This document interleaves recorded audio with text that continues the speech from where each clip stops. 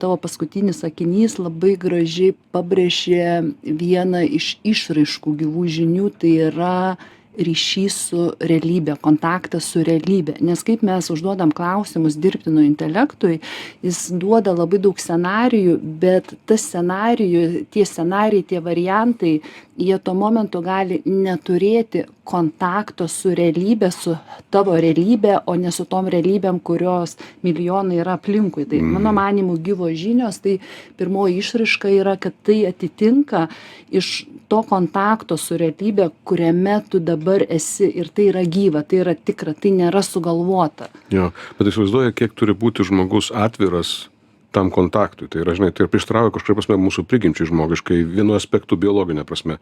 Nes mes norim būti saugus ir tam, kad būtum saugus, mes ieškom pavojų. Tam, kad, reiškia, pavojai mūsų neužgriozdintų, mes pradedam nebematyti, kas vyksta. Kitaip sakant, nusišaliname nuo realybės, nusišaliname nuo to pajutimo nervo tokio, kurį mes turime, kai esame ramūs ir kai esame smalsūs. Mes turim tarsi tokį nervą. Mes jį, reiškia, vat, žiūrim, o kas čia? Ir mums kažkas ten vyksta viduje. Ir va tas, reiškia, buvimas, drąsos apraiška kažkuria, tai prasme, kai tu nebebijai turėti tą santykį su realybė. Kai tu jautiesi pakankamai saugus arba pakankamai stiprus, nežinau, kad ta realybė yra okei, kokia jinai bebūtų. Ir va čia man irgi atrodo svarbus momentas, kad tos gyvos žinios į tave įeina, kai tu nebebijai to kontakto su realybė, nebebėgi nuo jo. Kaip jas auginti savyje, kaip tu jas augini, aš suprantu, kad dažniausiai žmogus tokio klausimo savo neužduoda. Taip, neužduoda. Nors man atrodo, kad tai buvo aktualu per visus amžius ir tie žmonės, kurie buvo meistrai, kurie buvo geresni specialistai negu aplinkiniai, jie savyje daug žinių turėjo ir jie gebėjo būtent sudėtingoj situacijoj perskaityti realybę ir duoti tinkamą sprendimą. Bet dabar, kai standartizuoti visi sprendimai yra atiduodami dirbtinį intelektui, tai dabar tą klausimą šis žmogus turi užduoti. Ir greičiausiai lengviausia yra užduoti prisiminus, kaip aš auginu savyje gyvas žinias. Jo, aš niekada savo nesakiau, kad aš auginu jas arba jų neauginu. Aš turbūt sakydavau taip, kaip daug kas sako, mokausi gyventi. Bet man atrodo, kad tai kažkaip labai šalia yra dalykų. Ir aš nieko geresnio išskyrus refleksiją aš nežinau, ką aš jau paminėjau. Bet aš prisiminiau dar vieną istoriją, žinai, ir aš galvoju, labai trumpai papasakosiu greitai. Būtent apie tai, kada mes atrodo, kad taip, mes esam dėl savo, reiškia, tos milžiniškos įtakos dirgiklių krūvos, kurią mes turime savo šiuolaikiniam pasaulyje, tai yra informacinių dirgiklių krūvos, mes tarsi atpratome sustoti ir sąmoningai skirti laiko, dedikuoti laiko permastyti tai, kas vyksta. Apmąstymui. Taip, tie žmonės, kurie tu mini, iš senesnių amžių arba antikos arba renesanso arba kažkur jie buvo žmonės, kurie turbūt prabangos dėka, o galbūt iš nuobodulio, o dar dėl kažko tai kito, jie turėjo galimybę arba įprotį turėjo sustoti ir apmąstyti. Apmąstyti. O kasgi čia dabar vyksta? Laiškai būdavo būdas apmąstyti. Dabar mes tokių laiškų ilgų nerašome, kurie yra ten po 15-20 puslapių, reiškia. Tai nėra kada apmąstyti. Bet aš prisiminiau vieną atvejį gamykloj.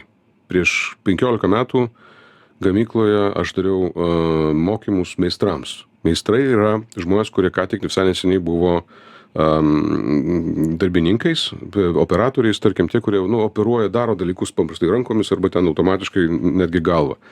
Ir aš uždaviau klausimą, kodėl jūs darote tai, ką darote. Toks paprastas klausimas atrodo, bet reiškia, ne kodėl apskritai ten, produktyvumo prasme kažkaip, bet kodėl, kokia prasmė, kodėl jūs darot kiekvieną dieną tai, ką darot. Ir man patiko reakcija šito viso reikia tokia, aišku, ten dauguma žmonių sakė, ta prasme, kas tau neaišku, taigi dėl to, arba ten, nežinau, panašiai. Bet kitą kartą po savaitės mes sutikom vėl tą pačią grupę ir man viena meistrė sakė, žinai, sako, aš kažkaip užsikabinau šitą klausimą, nuėjau pas savo darbininkus ir per 5 minutės šitą paklausiau jų, kodėl mes darom tai, ką darom. 2/3 jų, aišku, pagalvojo, kad man kažkas negerai su sveikata, čia citata, reiškia, ta meistrė.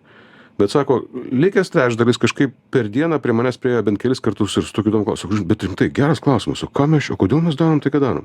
Jis sako, žinai, tai yra tie žmonės, ant kurių visa mūsų pamaina stovi. Tai yra tie, kurie išveža visą mūsų pamainą. Tai yra tie, kurie nebebijo arba dar nebijo, ar nustojo bijoti pagalvoti. Nustojo bijot galvot. O dar kai mes turim galvoj, kad mūsų smegenys suvalgo ten 30 kelis procentus visos energijos, kurią pagamina mūsų organizmas, kvėpuodamas, valgydamas ir gerdamas, tai visas organizmas nenori, kad mes galvotumėm. Ant kiek reikia turėti tą discipliną, kad vis dėlto stotum ir pagalvotum. Ir klausimas, kodėl aš čia, kodėl aš darau tai, ką darau, Irgi turbūt geras klausimas. Būdas auginti savyje gyvas žinias, kaip ir būdas sutikti problemą, kurią tu turi gyvenime ir eiti jos spręsti. Irgi yra būdas auginti gyvasias žinias. Tai yra kažkuria prasme išmintingėjimas vyksta kažkoks tai. Bet aš nemanau, kad tai yra baigtinis procesas arba galim vienas kitą vadinti išmintingais žmonėmis. Greičiau išmintingėjančiais žmonėmis, sakykim taip.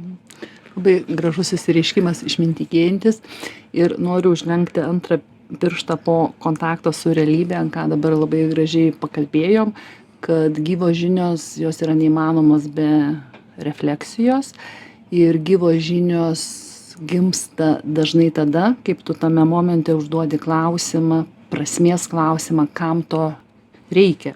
Man dabar ateina mintis, kad viena iš tokių labai esmingų sąlygų, kas leidžia savyje auginti neišreikštas žinias arba išmintingėti, kaip tu labai gražiai išsireiški, tai yra klausimai, visur užduoti klausimus ir matyt ateina ypatingai dabar laikas mokytis užduoti klausimus. Ir ypatingai laikas susigrąžinti savo smalsumą, susigrąžinti savo žingeidumą. Tai yra daugybė, nežinau, keletą pastarųjų metų, turbūt daugybę metų sąlyginai. Kalbam apie tai, kad mes praradome savo sugebėjimą būti smalsus, kokie buvo vaikai. Net dabar ir vaikai labai anksti nustoja uždavinėti klausimus. Kas anksčiau būdavo ir vos ne iki 14 metų jau uždavinėdavo klausimus. Dabar jau reiškia 4-5, jie jau viską žino, iš esmės. Bet mes tokiu būdu atrofuojasi mūsų smalsumas, atrofuojasi mūsų norėjimas žinoti, bet ir atrofuojasi mūsų gebėjimas nebijoti nežinoti. Man atrodo, tai labai svarbus dalykas. Tai yra nebijoti nežinoti. Ir tai yra ne tik tai apie drąsą, tai yra būtent apie tą atsigręžimą į tai, kas yra.